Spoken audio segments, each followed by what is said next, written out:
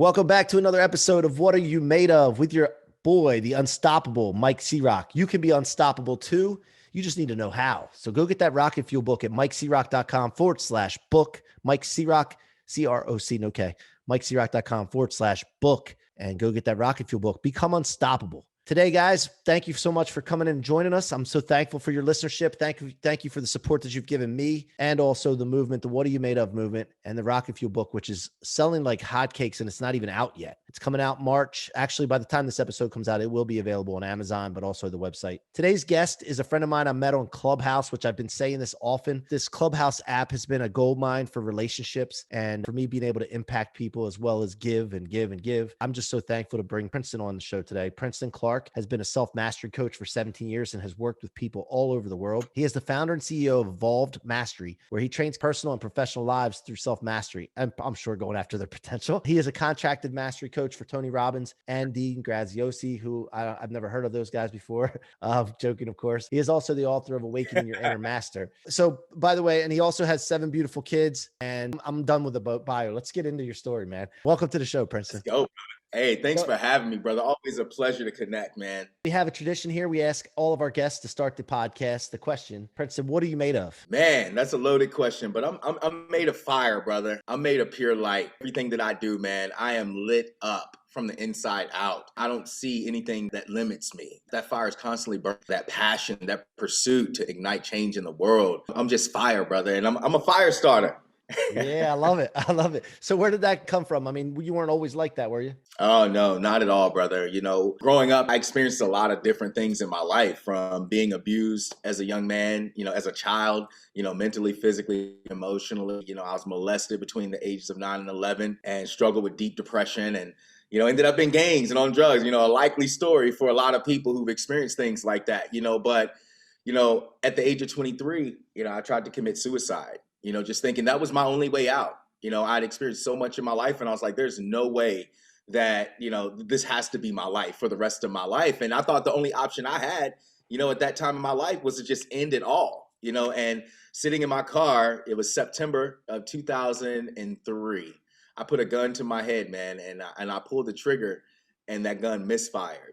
And like I said, I wasn't in the space that I'm in now, you know, but I always say, even though that literal bullet didn't fire, a conscious one did at that time in my life, you know, and your life really does flash before your eyes, you know, and I had an opportunity to just, over the course of that week, to just look back over my life and ask myself, you know, what was I going to do with the blessed moments that I've been given? Because I knew every moment from the moment that gun misfired was a gift to me, you know, and from there, you know, I quit drinking cold turkey. I quit gangs. I quit selling drugs. You know, I was doing things that most people only see on TV.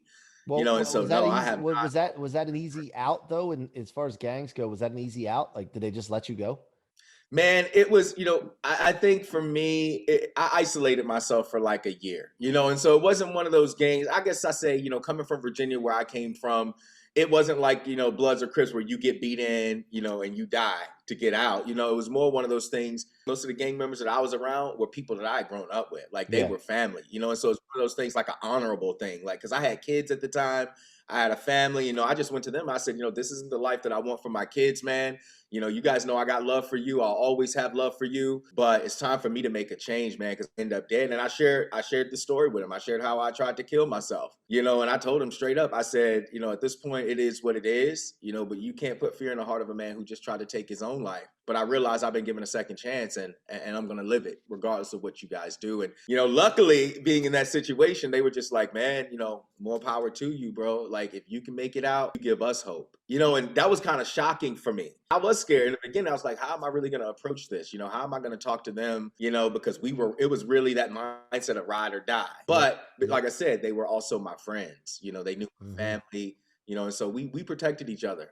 And ultimately, people being in a gang, we're a family. You know, we were a family. Yeah, I mean, it's all support for the members, man. I mean, a lot of people without, you know, have gone through tough times like you did, like I did. like people like fathers like myself, my father, like they look for that mentorship, that guiding, the father figures, all that support. That's what it's about. But then they get into the wrong direction, right? I mean, they just don't have the right purpose. And that's what it's about. If they take all that same energy and Yeah. focus, same thing for me for 7 years, from 18 to 25-ish. If I would have just redirected all that energy that I went hard at partying and chasing girl, I mean, into what I do now, like, I don't know where I'd be, but I resonate with, that your story resonates with me because my mental abuse and threats from my stepmother and psychological abuse that I went through was 8 to 11. That was a very, man, impressionable age. It's right before you start turning into a man. That resonated with me. And I understand, like, not exactly what you went through, but it's I used to have to sleep with a bat and I wasn't sure what would happen. The threats that, just not good. So that's a spark that lights in us, right? I mean, I think that's where sparks are. I talk about that all the time, about taking that stuff and storing it in your tank, where you can convert it to rocket fuel instead of storing it in your trunk where it weighs you down. And then you end up, wanting to commit suicide. Right. So what happened from there after you left the gang and went in isolation for about a year? And Man, I just grew up in the Bible Belt of Virginia. And when my life first changed after that suicide attempt, I realized that something had to change really quick. And so I didn't know. I went from literally being this angry person who fought all the time. I hated myself. I hated the world, to after this, after that week, I became this person that was just on fire for life. And I was walking around. I don't know if my family thought I had a nervous breakdown or if they thought that, I had done something really bad that I was trying to overcompensate for. But I changed so quick that I literally started being that person that was, do you know how valuable your life is? Do you know how special you are? Like every moment. Now, I wasn't articulating it the way that I'm articulating it now, but ultimately that was my state of mind at that time, and following that, growing up in the Bible Belt of Virginia, I was like, man, what's happening to me? Like, is this God? Like, because I didn't believe in anything higher than myself up to that point, and yeah, so I went, to the Bible. I studied the Bible for a year, but I went to it, because I had pastors in my community who told my family I was a lost cause, who told my family, he's not going to change, like he's going to end up dead or in jail, but going through this moment, I said, I'm not going to hear it from a man. God, if this is you, universe, source, whatever, if this is you, you show me, and I just went on this search, man. And I went out and started studying the Greek, the Aramaic, the Hebrew. Like, I wanted to understand the original language, what was really being said, not what had been exegetically broken down by, mhm, religious people. yeah, And on that journey, man, I found so many truths about who I was. And not only that, what I was, as a creator in my life. And it lit a fire in me, man. It lit it. And I say, I ended up going back to school, and I got a bachelor's in biblical studies and Eastern religion. And, I wanted to study all the culture because I said, if there's this much wisdom in this, but there's all these other beliefs, like what else has been said? And so I started studying Buddha and Krishna and all these other people. And I realized that the message of love was ultimately the message that they were all speaking, just from different cultural backgrounds mhm, and different perspectives. yeah. And that just led me down a path of just seeking deeper knowledge. And my journey just went on from there. I love it. I love it. So, and Brielle, one of the moderators that's in a lot of the clubhouse rooms. That's what she always says. I love Yeah. it. I love it. So I think I got that from her. Because that's her comeback. Everybody says something good. Mike Chopper. So anyway, so how did you get involved with Tony and all that? Did you go to an event or something? And where did that start?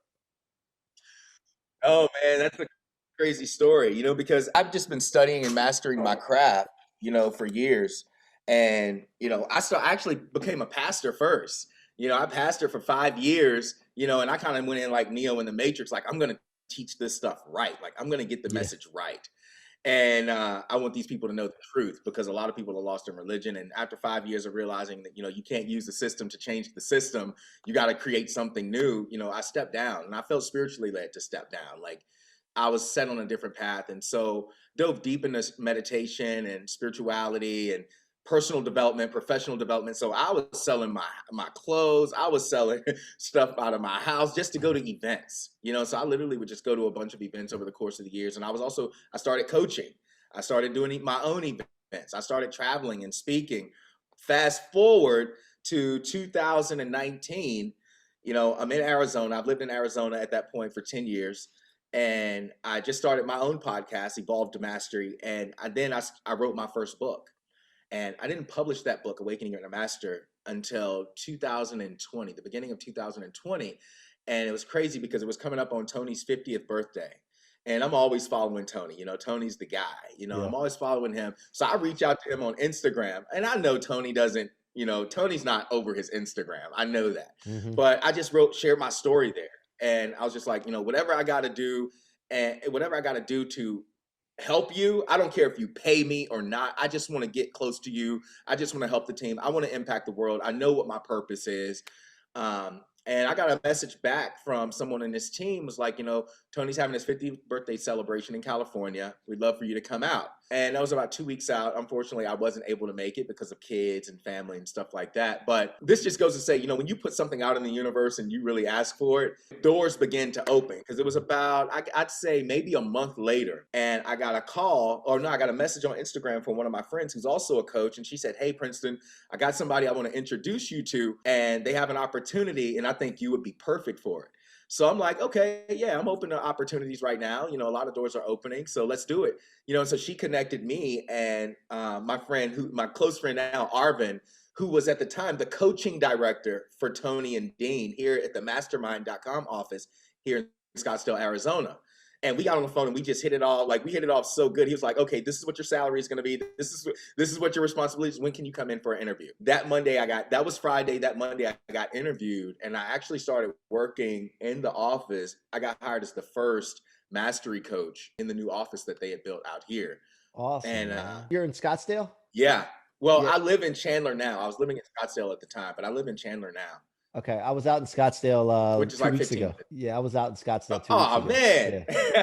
I think we got a little delay here, so I'm going to try to pay attention to that. Apologize for those listening, but we're working through this. But go ahead, finish your story there. I'm sorry. Well, we ended up, I got there. I helped them start building the coaching platform. I built out the 6-week coaching program along with the other team members that we hired. That coaching program did very well. We were getting ready to launch, and because they have the KBB program, the Knowledge Broker Blueprint. And so I got to be there for the building of all of that. And then the KBB 2.0, they were getting ready to launch that one. So Tony came out, got to meet Tony face to face and just be in that. So many amazing people, Pat Quinn, Pete Vargas, because initially they were hosting Mastermind. Yeah, so it was just an awesome experience, man. But we went evergreen. We helped build the entire KBB program and the coaching program out, did over 7 figures on launch day, and it was just freaking insane, but that's pretty much how I got connected with them. Yeah. So I started sharing my story and my podcast. This all started when I heard Pete Vargas speak at 10X GrowthCon with 34,000 people there. And he started sharing a story about his father and everybody disappeared in the audience. Like it was just me and Pete. I tell this story a lot, but it was just the weirdest, craziest experience. Connected with me. And I'm like, wait a minute, I have a story to tell. Like I got a story. And I saw Pete. This is like one of the first times he was in front of like a large audience and he was sweating. He'll tell you the story.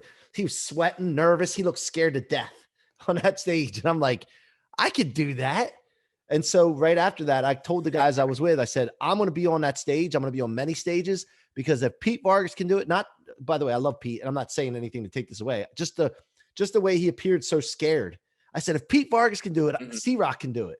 And I went and paid 10 grand. I spent 10 grand. I won a bunch of money playing golf. Nobody heard that, but I spent 10 grand to go down to 10X headquarters and hang out with Pete for 2 days and develop my signature story. And then I was off to the races. And then everything like that, my graph started going straight up. And thanks to Pete and also Grant and all the team, because I'm a Grant Cardone licensee as well. I'm entrenched with them and love them. And but no, it's great to hear. I didn't know that connection. Yeah, and you're right. Pete does tell that story, about the first time, and you wouldn't know it now. To see him speak now, you would never know that's how nervous he was, But he often tells that story. Yeah. But it's just a testament to growth. Like your question, what are you made of? He was made of something amazing. And he just chose to step out there and do it. And now look at where he is.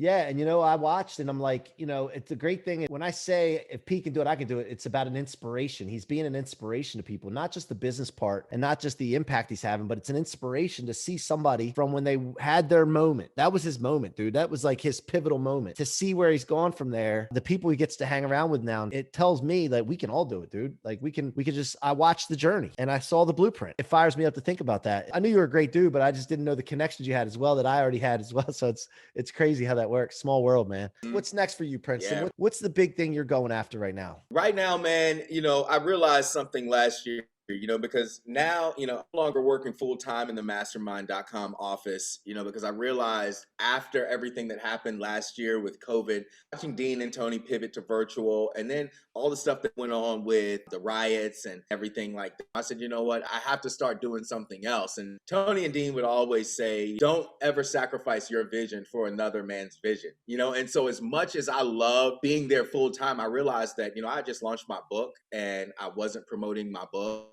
and I wasn't promoting my brand. And it was one of those things where I realized, working for Dean and Tony, that's like working in the Super Bowl, for the winning Oh, team, yeah. like playing in the Super Bowl on the winning team.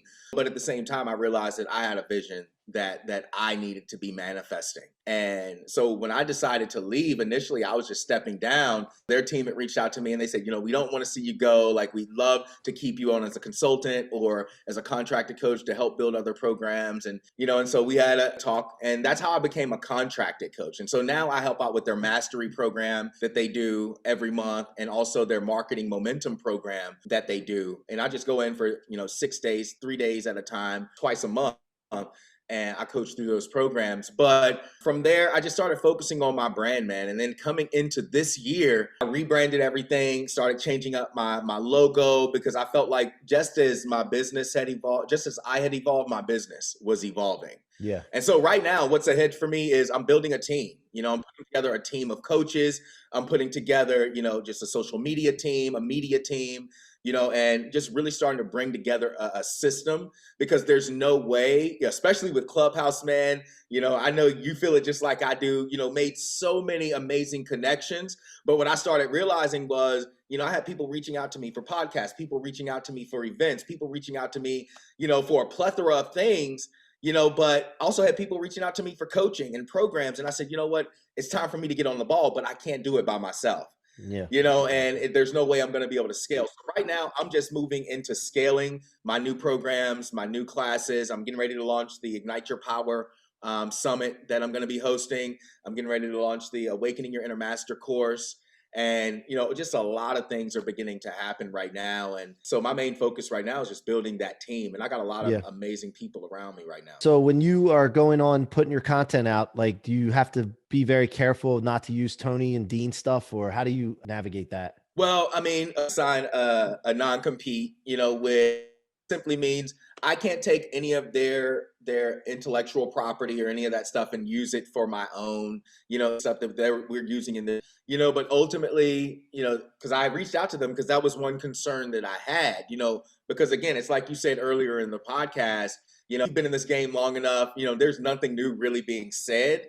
But I'm that type of person. I don't want to take what's already been said, and get my own way. I want to be in a, because Tony and Dean are great, but they'll never be me. I'll never be you. Yep. And so it's like owning my own individuality, my own original flow, and just the things that I teach. But I don't think there's a problem with that at all. I get to work with them. That's enough. I don't need to use what they have, because I already have so much for myself. Yeah. And then how about the part as you go forward with where Tony kind of regrets just having his name on things, and so he feels like he can't scale it as big as he'd want to, because it's Tony Robbins. And Grant's the same way. Grant Cardone. Like, do you ever have a concern with the self branding and versus the company branding? How are you proceeding with that? Oh man, that's why my business for the longest time was Princeton Clark Incorporated, Princeton Clark Coaching, and that's one of the main reasons I changed it to Evolved Mastery, because Evolved Mastery is not about Princeton. It's not about me, it's about we. And I understand that the vision is so big.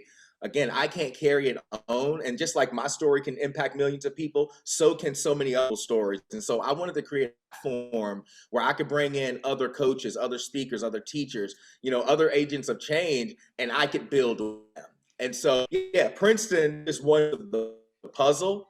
But again, it's not about me. We're all evolving through self-mastery. And so I'm just looking to bring in people who are living a life of mastery, who bring different expertise or perspective to the playing field and play to win.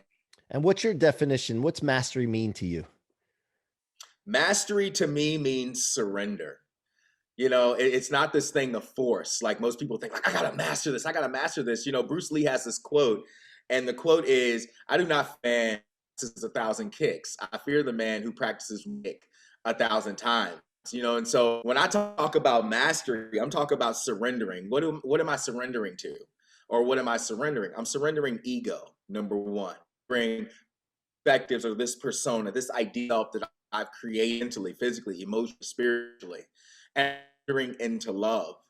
Understanding that love is the most powerful force on this planet. So every single day I wake up and I'm practicing the kick of love, my business, in my family, with my kids, with every interaction that I have, the idea that I have. I'm asking myself, rendering the ego so that it's not about me, but to serve to the world and the impact that I have the potential to create in the world, and so ultimately math about surrender, because a lot of times the only thing stopping us from getting to where we have the potential to be is us. And Yeah. we got to surrender that ego, man. Yeah, yeah, yeah. I love it. I love it. One thing with what I did, the same thing. Like I have People Building. It's called People Building Inc. And that's the company that we have. Mhm. The podcast obviously has C-Roc and What Are You Made Of? But everything that we're doing now, like People Building Inc. And then we have a new tech product that's gonna, dude, you're gonna get involved with it. I know already, but it's gonna blow up. Like it's a disruptor. I'm telling you right now. I've co-founded this company and it's getting ready to launch probably 60 days from now, the MVP. And that's called Blueprinted. And Dean, Tony, everybody's gonna be involved with it. They're not gonna be able to not be involved with it. It's so good, but it's called Blueprinted. It's not called C-Roc. So same thing. Like I take advice from people and look at all these things and realize that as much as we want to have our name and be self-branded, we got to be really like careful of that, because what's our legacy going to be, and how much bigger our legacy can be with allowing other people to get involved with it. I always put something in my goals. I write my goals down every day, and I always put something in there. Bring my homies with me. I write that down every day because I reminds myself that if I go somewhere and I'm successful by myself, it's lonely and boring. Who wants that? I want to bring my people with me. Your shirt right here. I love the image on your shirt right there. And what does that mean to you? Ah, man, this is my nonprofit, Unify the World. That's actually what I left Tony and Dean to start initially. When I left the awful time, the riots and all that stuff was going. And I felt like I kept hearing so many different things, and I felt like I had a responsibility. To be blunt and really honest, I felt like me as a Black man, I had dropped the ball, because I had been working so hard to appropriate myself, to be seen, to be accepted into a certain circle, that I think a part of me kind of forgot where I came from. And I forgot, what people where I came from were dealing with. But when all that stuff started happening, man, I probably cried more tears than I've cried in a really long time, because it hit a very deep place. And I was like, I got to do something about it. And, I got so sick and tired of people saying, pull yourself up by your bootstraps. If I can do it, you can do it too. You have no excuse. But what a lot of people don't understand is, people growing up in a community like I've grown up in, like maybe you've experienced at times in your life, they may have cell phones in their hands, smartphones or computers, but if they don't know what questions to ask, if they don't know where to look for the information, if they don't even know where to begin, it's very hard to pull yourself up by your bootstraps.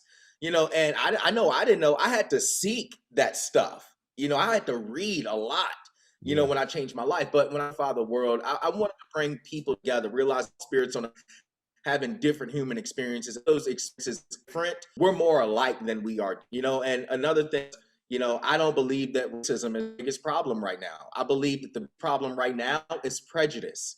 People are prejudging based on a lack of knowledge or a lack of information around specific issues or specific circumstances. And they've created all these different stereotypes that they prejudge people on: white, Black, Asian, Hispanic, and what I wanted to do was create some unity. So the slogan for Unify the World is educate, elevate, and unify.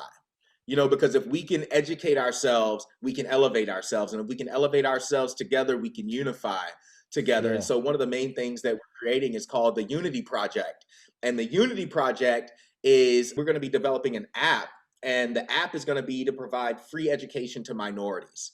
So we're going to be talking about entrepreneurship, personal development, self-mastery, you name it, business development. We're also going to be working with people who are ex-cons, who've gotten out of jail, who've had experiences that now, they regret it and they're trying to do something new, but our system in America doesn't allow them to. If they go and try to get a job, it's very hard for them to get a job. We want to bring them in and we want to teach them how to be entrepreneurs.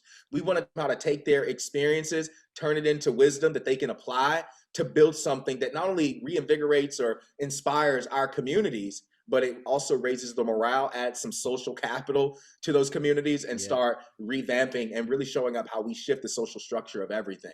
Yeah, and the thing is, you mentioned like it's that they don't know something. They don't have some kind of information. They're lacking knowledge on something. But not only that, it's what they're fed. Like not food. I'm talking about info. Like if they're on to that info, and then from there, like for white people, black people, it doesn't matter. If you get into your own people and you're complaining and pointing the fingers and blaming the other people, it doesn't accomplish anything, and it deteriorates any kind of unity. Like the conversation, everything's solved by communication and conversation. And if we go to the other people, which we're all people, I say the other people, but it's basically the races, it's prejudice against races and other things. But if everybody gets together and talks and converses, that's when the problems are solved. Like, and listens. You can't go someplace and try to preach to someone. It's having your ears and just listening to their concerns. And then saying from there, well, I don't understand this. Can you explain this to me? Because I want to understand, and wanting genuinely to understand.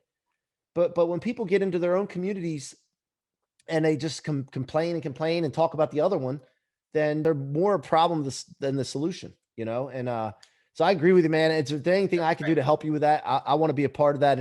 I'm rooting for you, man. And like I said, I'll take up some responsibility with it too. So if you want to talk offline on that, because I love that mission, man. Hey, thank you, brother. And you're exactly right. You know the saying, if you're the smartest person in your circle, get a new circle. Where a lot of these people, they're not even the smartest people in their circle. It's like they don't have any other circle other than the circle that they're experiencing right now. And this is where I say, we have to take it to them, because growing up where I grew up, I've had people ask me to come back out there and speak. And, so I'm working on putting together and taking events back out there and just being that light, man. But yeah, we can definitely talk about that offline. Yeah. I love it, man. Well, I'm rooting for you. And I want to thank you. Before I get into the final question, I want to thank you for coming on the show, and much gratitude to you, man. And I'm looking forward to building a relationship with you. My intention is to build a relationship and do awesome things together somehow, some way. I always like to make my intentions clear because I can't do things that I want to do on my own either. So, but before I go into the last question, what's the best way for people to engage with you, Princeton? Oh man, Evolved Mastery across social media platforms, Instagram, Evolved Mastery. That's Evolved with an ED, EVOLED Mastery. You can find Evolved Mastery on Facebook. You can also search me up by name on LinkedIn. But every other platform is Evolved Mastery, also on Twitter. But that's it. And also my website, www.evolvedmastery.com, and they can reach me there as well. Awesome. All right, final question now. I've come up with this law. It's like John Maxwell's law, leadership laws. This is called the rocket fuel law. You can be able to take anything that slows an average person down or stops an average person and pushes them back, discouragement, haters, any of that stuff, and convert it into rocket fuel for your future. You don't just get through it. You become unstoppable. What has that meant to you in your life and your future? Oh man, that's meant everything to me, because looking back on my life, one thing that I realized early in my journey was that although I had experienced all those different things, there was at least 1 million people out there that was experiencing just one of those things.